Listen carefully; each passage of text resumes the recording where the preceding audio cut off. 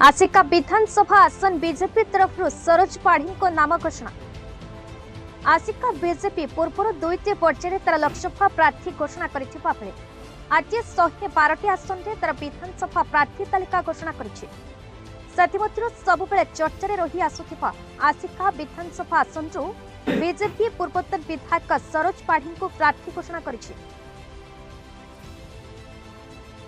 निश्चित भाव में पहुँचू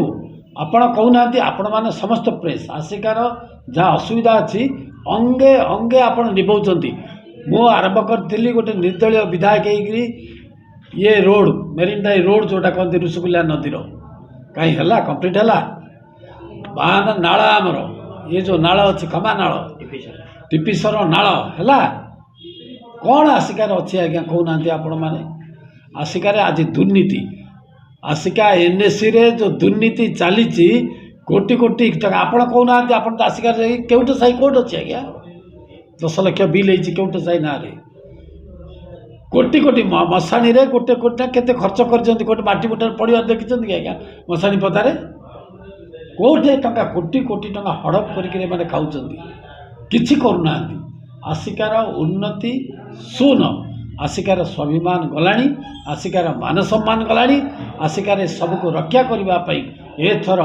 बीजेपी तरफ भारतीय जनता पार्टी तरफ मते प्रार्थी करा जायछि एवं भारतीय जनता पार्टी के आगक नेबापाई नरेंद्र मोदी जो आकांक्षा अच्छी आशा अच्छी से आशा आकांक्षा को पूरण करने आमे तीव्र भाव में ये लड़ाई करूँ एवं बहुत बहुत भोटर आम ये जीतिक आसबू ए निसंदेह डबल इंजिन काम कर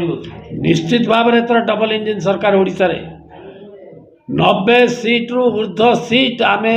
भारतीय जनता पार्टी ये पाइब एवं विजु जनता दलर जो गड़ बोली कहते ओडिशा को जो मैंने 24 वर्ष शासन करते ओडिशा को से शासन अवस्था सांघातिक सी एथर गड़ब रसा तल को जीव भारतीय जनता पार्टी बाजा पद्म फूलर बाना एथर ध्वजा उड़ब। आसिका अक्षय कुमार जनांक रिपोर्ट भारत न्यूज।